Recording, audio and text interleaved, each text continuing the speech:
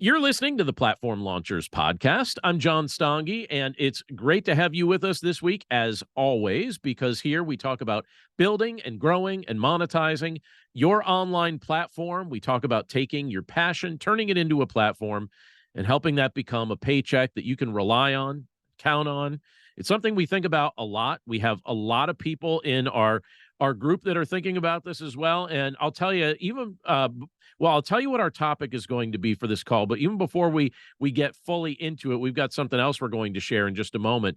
But tonight we're going to be talking about the mobile ready platform. We're going to be talking about optimizing your online platform for the small screen. So I want us to be thinking about that. But even before we get into that, I want to highlight one of the members of our community here at Platform Launchers, B. Andreen, because B did something, and she didn't tell us that she was giving herself a very long timetable to do this. She had an idea for a project, and she just went for it. And B, could you tell us that project, because it is now available? Yes, thank you so much, John, for letting me share. This is a really special project, and you're correct. I did not give myself a very long lead time. I wrote a poem for my children in 2016. I had gone through a really difficult divorce, and this was my preparation for my first Christmas without the pitter-patter of little feet in the house on Christmas morning. And I couldn't imagine how I would get through it. But I also knew I had a responsibility as a single parent to bring joy to my kids on Christmas despite new traditions. And so I wrote a little twist on the classic Christmas poem, "'Twas the Night Before Christmas." And this is called "'Twas the Night Before Christmas Eve." The reason for that is when you're in a blended family, your traditions are different, and sometimes you have to celebrate them at random times. So this book is for children who celebrate Christmas at more than one house and have more than one tree. My favorite part of the story is there's a little mouse who has his own little story through the book. And I see this little mouse as the way that children feel when they are part of a divorced system, especially a divorce system that has a lot of conflict. And I think for the parents, it's a little reminder of what your kids might be going through. But for the kiddos, they get to find this little mouse and his own little story on each page of this unique and special little book. So, And didn't you say it's a bit of a game to find the mouse on the different pages? Yes, and he's very funny because he really wants to sleep. And in every page, he's really either annoyed or he's kind of like yawning. In one page, he's drinking chocolate milk because he's just waiting on Santa. And so he really does have like a sub story that's going on. And the intention behind this book was really just to give joy and bring joy into divorced households on Christmas, because when you go through the holidays, no matter what holiday it is, you are very aware that your family is not the same as everyone else's. And it's very painful to go through the holidays as a divorced parent. Mm-hmm. And I assume as a divorced or a child of divorce as well. Mm-hmm. So, without a doubt. Well, nice job. All right. So the book, hold it up for us again, because some are watching on YouTube and some will be on the podcast. But the book is "'Twas the Night Before Christmas Eve" by B. Andreen. And my understanding is that this went live today on Amazon. So if you go over to Amazon, you can find that "'Twas the Night Before Christmas Eve" by B. Andreen. Be sure to grab a copy. Nice job, B. Thank you. Well, as I mentioned just a moment ago, our big theme this week is the idea of the mobile-ready platform, optimizing for the small screen, and really trying to make sure that our platforms show up well in that kind of context. Now, on any given day, just think through your normal day, standard day, nothing special, but on any given day, where do you consume the most digital content? Because you have several viable options, and all of us have very different consumption habits. We're not all doing exactly the same thing in exactly the same way, but just be thinking about, what are your consumption habits? So are you primarily using your television?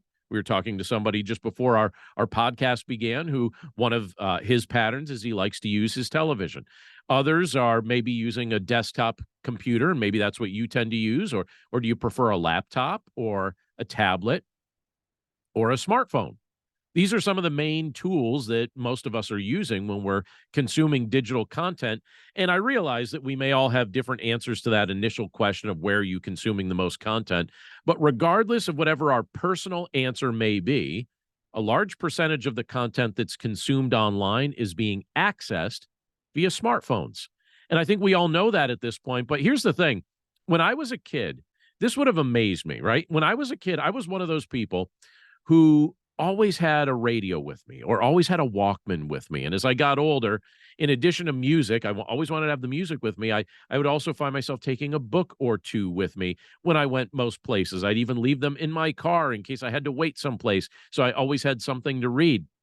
And if you told me back then, you told me years and years ago that the day was coming when I would carry something in my pocket that would give me immediate access to every song, every movie, every TV show, every talk show, every book, all at once, and that it would have a battery that lasted essentially the entire day, I would have been shocked, and maybe I would have been in disbelief.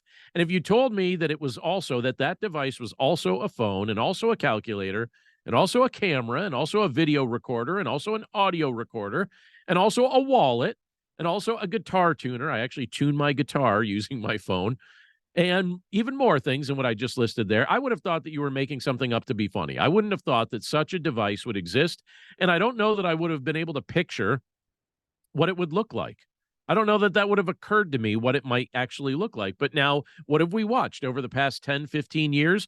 We have watched the smartphone become the indispensable device because it essentially does everything, right? I mean, it doesn't cook meals for us yet, but maybe they'll figure out a way where we can, serve an entree to us at some point in the future, and we could go full Jetsons mode, right?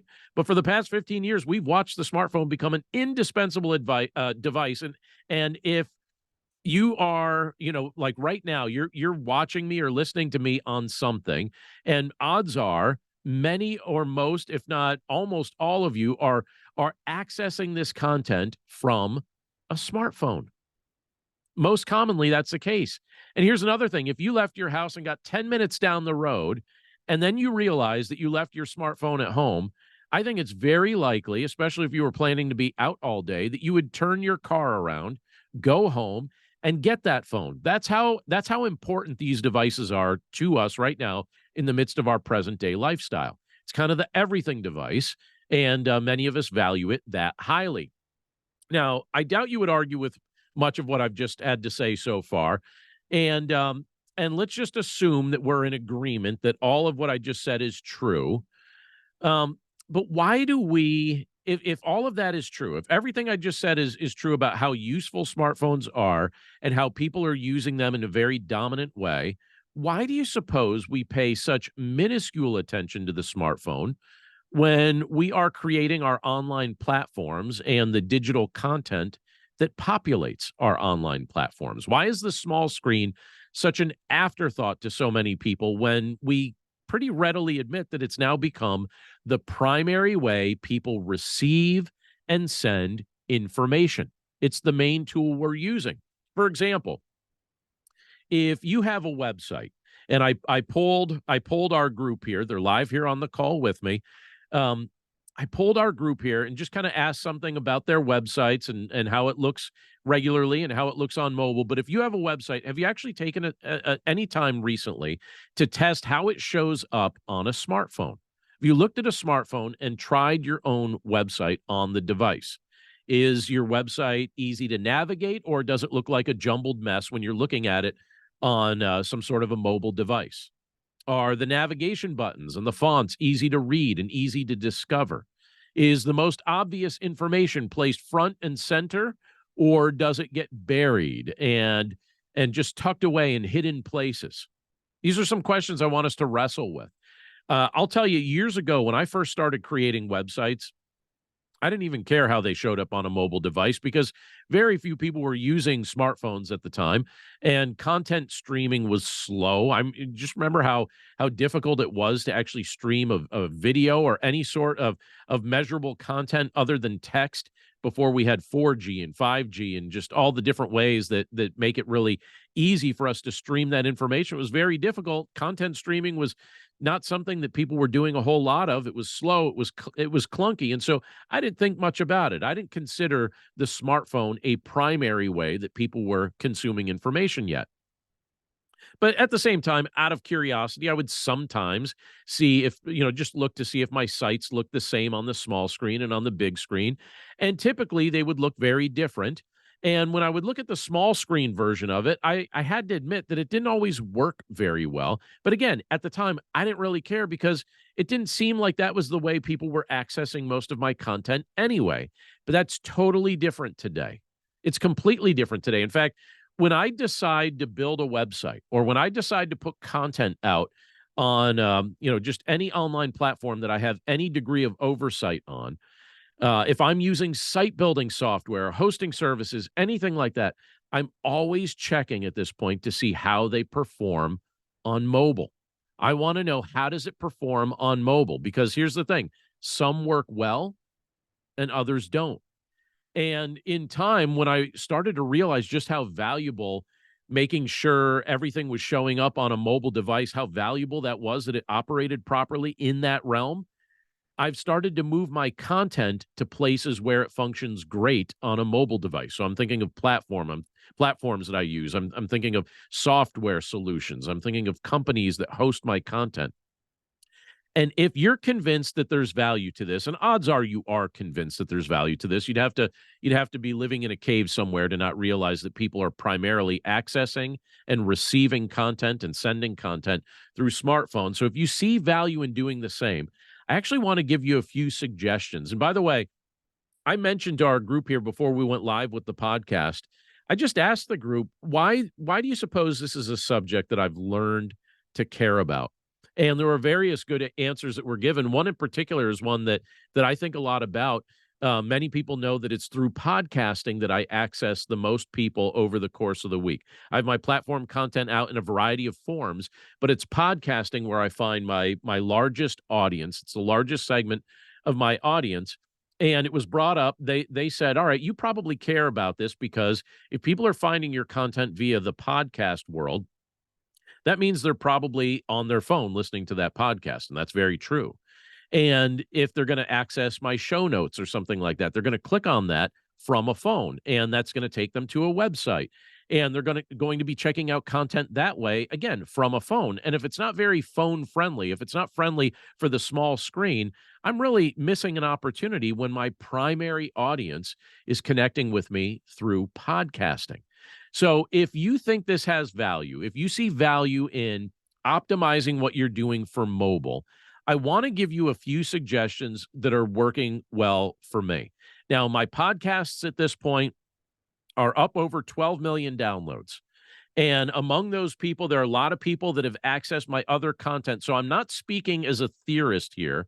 I'm speaking as somebody who has direct experience and receives, obviously, the benefit of connecting with that many people over the course of time as I'm trying to produce content and share this content with a variety of people. And these are some things that matter to me. I hope they'll be useful to you. But number one on my list is this. If you want to actually make what you're doing on mobile stand out, first of all, test the mobile capabilities of various platforms before you commit to building on one.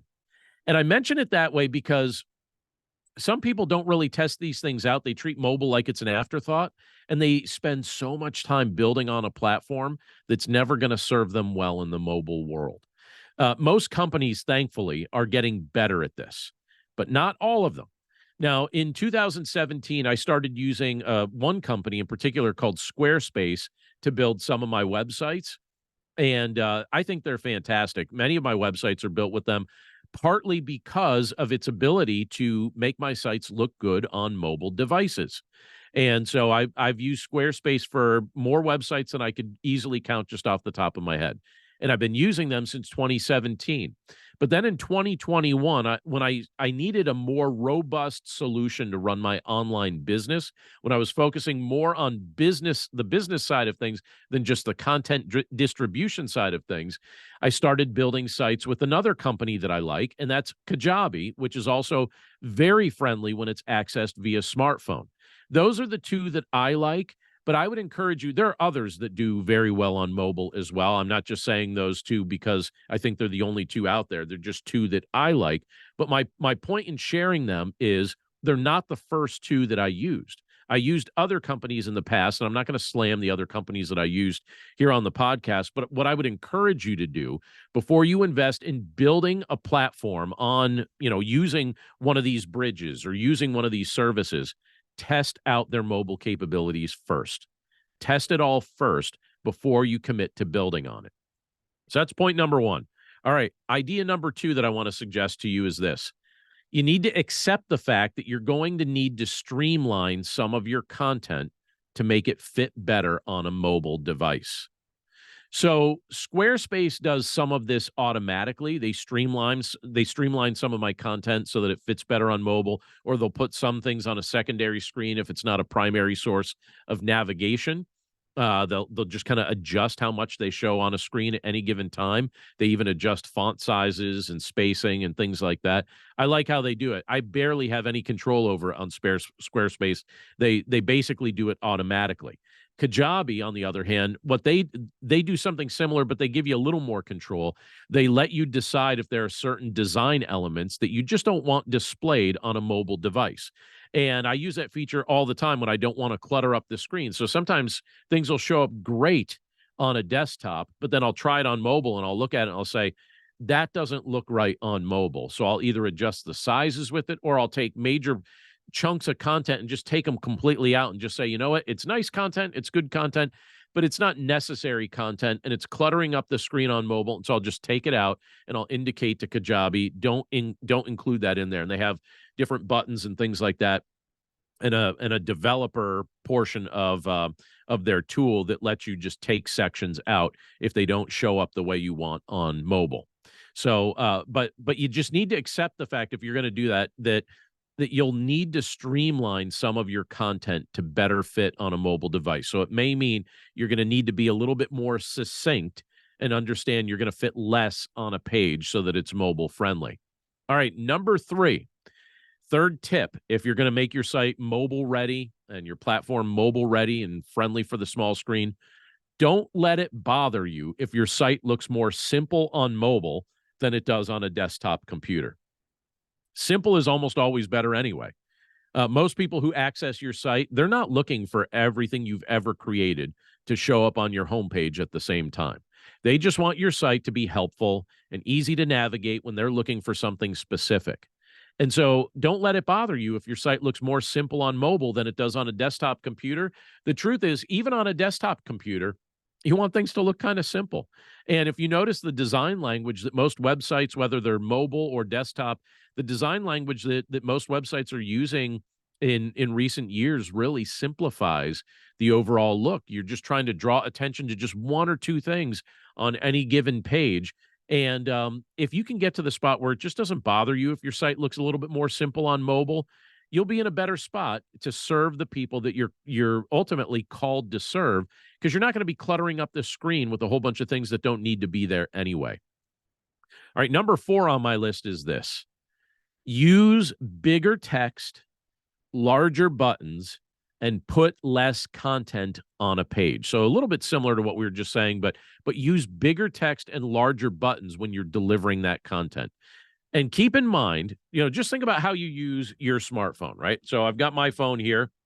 And when I'm using this, I'm often in motion. I'm either driving or walking or exercising or doing something else. I'm using this in motion. Sometimes I'm using this while I'm seated, but oftentimes I'm using it while I'm in motion. And when people are using or accessing your content via their smartphones, that's what they're doing as well. They're in motion when they're using a smartphone. So they want to be able to glance at their phone and make changes or read headlines or play audio or video content. So make your buttons thumb friendly. Make them thumb friendly. Use bigger text, larger buttons, less content on the page. Keep in mind that the people accessing the content are probably moving in some way while they're doing that, and you want to make it easy for them to click on things or discover things or find things on the page. So make it so that the text is bigger and the buttons are larger, and there's not as much that they could accidentally click on any given page. Number 5 is this. And it's very similar. Again, these build on each other, but make the process of watching, listening, and reading extremely user-friendly. And so when you're formatting your content, so just think about any given content. So if this is a blog post, if this is a podcast, if this is a video, whatever it is, when you're formatting your content, format it with the smartphone in mind. You don't have to create content exclusively for mobile devices, but make sure your content can be read or listened to from any size device without too much complexity. And again, I think most content is consumed at this point now via the small screen. So if you have to lean in any particular direction, if you're going to err in one direction or another, in the lean toward the smartphone size of things, because that's the direction that most people are accessing your content anyway. Number 6 is this. And this is something that a lot of people don't think about, but they will start thinking about this in time. This is going to become more common. If you're listening to this a few years from now, you're going to say, this one's obvious. This will become very common. But number 6 is make it easy for people to make payments via their smartphone when they want to buy or subscribe to something that you have available for sale. Because our phones at this point very quickly are starting to double as our wallets. And the truth is, I don't even carry a wallet at this point. I used to carry a wallet. I'll show you what I do with my phone. It's, the phone itself you could use for things like Apple Pay or whatever it may be, or Venmo. And a lot of the payments that I make with my phone that way. But my phone itself, I don't know how well you could see this. I have one of those wallet phones. And so I actually have my license, credit card, little cash, just in the back of my phone. It's basically become the payment device in the terrestrial world as well. But I want you to just consider the fact that some of the customers that you're trying to reach and some of the clients that you're trying to serve would very likely spend more on your platform if it was easier for them to do so from their phone. And I think some people wonder why they struggle to make consistent sales. And one of the things that sometimes is at least a contributing factor, it may not be the only contributing factor, but one of the reasons that there might be a little bit lesser sale activity for some people is that there's just too much friction for people to actually make a purchase. They're accessing your content from the phone, but they really only get a good buying experience if they're on a desktop. Well, they might not remember that when they're on a desktop, or they may not use their desktop computer for making purchases as often as they use their phone. And so if you're not making your phone something that people can use to make payments, if you're not making your website something that people can actually make payments from their phone to utilize the content that you're creating, you may be missing out on an opportunity. Now, I think over time, that's a statement that's going to become super, super obvious. It's not as obvious yet as it's going to be. Give it a couple more years, and that's going to be one of those statements that people are going to be like, yeah, no kidding. That's essentially how we purchase everything, from our phones. But all this to say, I want you to, if you're listening to me right now via the podcast, if you're watching me via YouTube, again, I'm guessing that most of you are probably accessing this content via your phone. And I want to invite you to do something that maybe you'll find fun, and maybe it'll even be helpful for me. I want you to test me out with all of this and see what I mean. So what I'm actually doing is I'm always in the process of doing this, but I'm presently in the process of trying to identify any areas where my website could be more mobile friendly. And as I'm doing that, I would certainly appreciate your feedback as I'm in the midst of the process of doing that. So the website is platformlaunchers.com. You can access it from your smartphone. You could attempt to navigate the site and read the content that I have there. You could watch the videos that I have there, or you could listen to the content that I'm recording and sharing there via the podcast. It's all available there. But let me know after you test it out if you think it's easy to consume via mobile, if you think it's user-friendly to navigate, And here's the thing, if you have a suggestion for improvement that, something that I can do that would make it a little bit easier, something that I have control over, that I can update and change. And if I make changes based on your suggestion, if I take your suggestion, what I'm gladly going to do is I'm going to send you a copy of one of my books, and I'll send you either my book, Build, Grow, and Monetize Your Online Platform, or my one of the other books that I recently released, The Podcaster's Playbook.